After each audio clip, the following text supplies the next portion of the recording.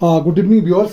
GK study circle के आज के इस वीडियो में हम आपके साथ profile of Rampur sub division and political scenario of Rampur assembly constituency वो डिस्कस करने जा रहे हैं। इसमें सबसे पहले हम लेते हैं जो रामपुर सब डिवीजन है, जो कि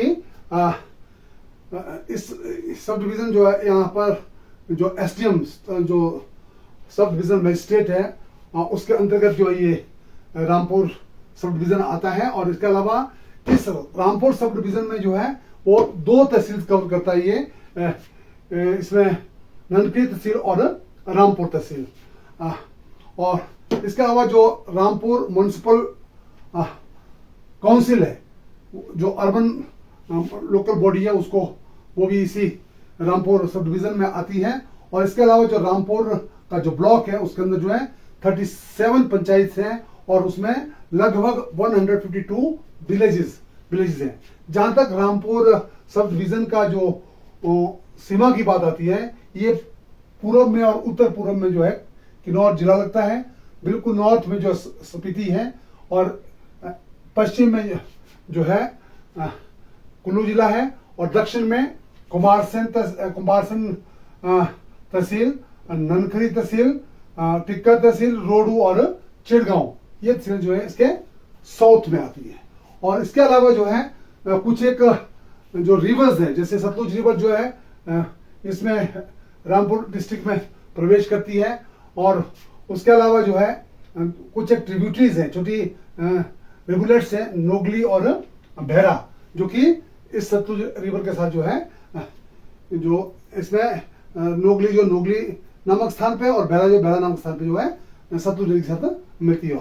इसके अलावा यहाँ बहुत से पावर प्रोजेक्ट्स जो है इस रामपुर डिस्ट्रिक्ट के अंदर है, जिसमें से मुख्यतः जो पावर प्रोजेक्ट है वो है NJPC, Nathpa Jhakri power corporation, जो कि 1500 मेगावाट का जो ये पावर प्रोजेक्ट है। और इसमें जो डैम जो है वो नाथपा के अंदर जो डिस्ट्रिक्ट किन्नौर के अंदर है और झाकड़ी के अंदर जो है पावर हाउस है।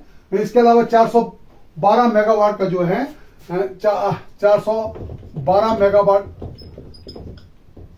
का जो है एक और प्रोजेक्ट है जिसको रामपुर हाइडल प्रोजेक्ट के नाम से जाना जाता है। और ये SJVN सतलुज जल विद्युत निगम के द्वारा ये बनाया गया है। और उसके बाद जो नोगली में एक छोटा सा प्रोजेक्ट है 3 मेगावाट का और ये जो है लोकल जो है पावर जनरेट करता है, जो नोगली खड के ऊपर बना हुआ है। इसके अलावा this Rampur is famous for international Lavi fair जो यहाँ पर जो दुनिया भर का जो है व्यापारी जो यहाँ पर विभिन्न तरह के जो ड्राई फ्रूट्स हैं, ऊन है और पश्मीना है, बहुत सी चीजों का जो वो घोड़ों का जो व्यापार जो है इस लवी फेयर में होता है। इसके अलावा जो यहाँ के बहुत फेमस टेम्पल्स है, जो सराहन के अंदर है भीमा काली का टेम्पल, जो डेडिकेट टू गॉडेस भीमा काली, और जो कि गॉडेस दुर्गा का जो इनकारनेशन है और रामपुर रियासत की जो है उनकी जो है वो कुल देवी के रूप में इसको जाना जाता है। और इसके अलावा जो है नीरज के अंदर जो है सन टेम्पल, जो नॉर्थ इंडिया का एक ही सन टेम्पल है जो कि नीरज के अंदर जो है रामपुर में ये स्थित है। तो ये थे थोड़ा सा जो ब्रीफ प्रोफाइल है रामपुर इस सब डिवीजन की। अब आता है इसका जो पॉलिटिकल सिनेरियो जो है 1952 से लेकर के 2022 तक कौन कौन से कैंडिडेट जो है इस असेंबली कंस्टिट्यूंसी से जीते रहे। 1952 में जब 1951 में इसकी फॉर्मेशन हुई थी असेंबली कंस्टिट्यूंसी की, और 1952 के इलेक्शन में दो कैंडिडेट जो यहाँ से आईएमसी के जो इलेक्ट होकर आए थे, एक का नाम भगत राम और दूसरा नाम जो है हरदयाल सिंह। ये जो दो आईएमसी के कैंडिडेट थे 1950 में, भगत राम और हरदयाल सिंह, और जो ये इन्होंने इस सीट को जो रिप्रेजेंट किया था 1952 के अंदर। लेकिन 1967 ऑनवर्ड जो है 1967 में ये सीट जो है नेकराम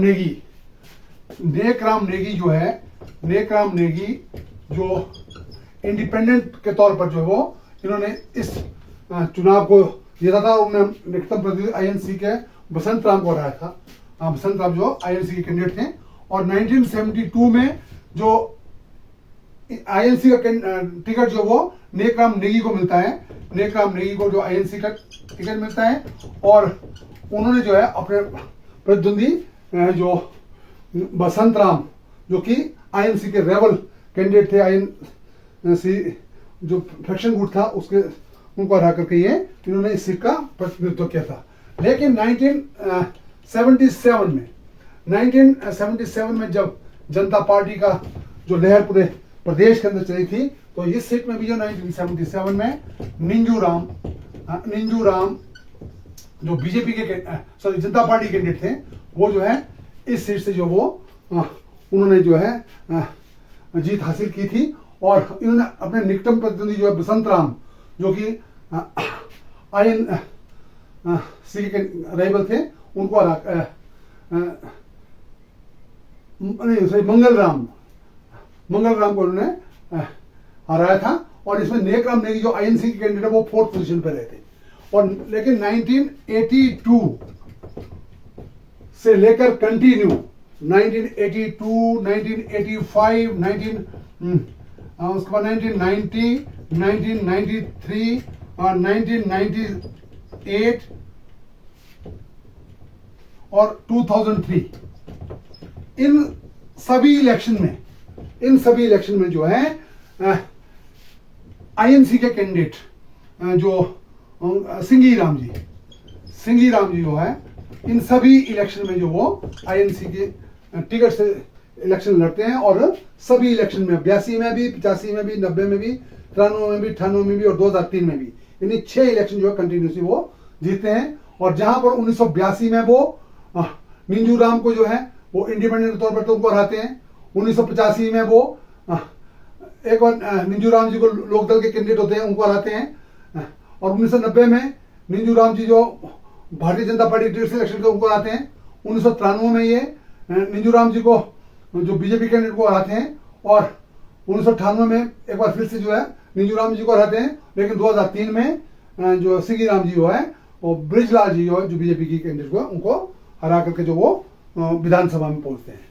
उसके बाद 2003 के बाद जो है 2007 के इलेक्शन, 2007, 2012, 2017 और 2022, इन चारों इलेक्शन में जो है श्री नंदलाल जी जो है वो आईएनसी इंडियन नेशनल कांग्रेस के टिकट से इलेक्शन लड़ते हैं, और इन चारों चुनावों में वो जीतते हैं। जहां वो 2007 में वो ब्रिजलाल बीजेपी को हराते हैं 2007 में, और 2012 के इलेक्शन में जो है ये प्रेम सिंह द्रेक जो टिकट जो है उनको मिलता है, उनको हराते हैं। 2017 में फिर से जो है नंदलाल जी प्रेम सिंह द्रेक को हराते हैं। और लेकिन 2022 में ये जो है कौल सिंह बीजेपी के, यहाँ पर जो है कौल सिंह जो है जो बीजेपी के हैं, उनको हरा करके ये जो इस सीट का प्रतिनिधित्व करते हैं। तो इसमें जो नंदलाल जी जो है इसमें विधानसभा में रामपुर रिजर्व असेंबली कंस्टिट्यूंसी को जो है वो उसका जो प्रतिनिधित्व कर रहे हैं। तो कुल मिलाकर के इन सभी इलेक्शन में जितने इलेक्शन होते हैं, यानी 6 बार यहाँ पर से जो है सिंघी राम जी जीतते हैं, सिंघी राम जी, और 4 बार जो है नंदलाल जी आईएनसी से जीतते हैं, और 2 बार नेकराम नेगी जी 2 बार जो है, एक बार इंडिपेंडेंट और एक बार जो है आईएनसी से इलेक्शन जीतते हैं, और एक बार निंजू राम जी 1977 में निंजू राम जी जो है एक बार इलेक्शन जीतते हैं, और एक बार जो है जो शुरू में कहा हरदयाल जी और भगत राम जी जो है 1952 के जब इलेक्शन होते थे, 2 प्रतिनिधि जो चुन के आते थे, तो दोनों जो आईएनसी के कैंडिडेट थे वो चुन के आए थे। तो ये था political scenario of Rampur assembly constituency since 1952 to 2022। धन्यवाद।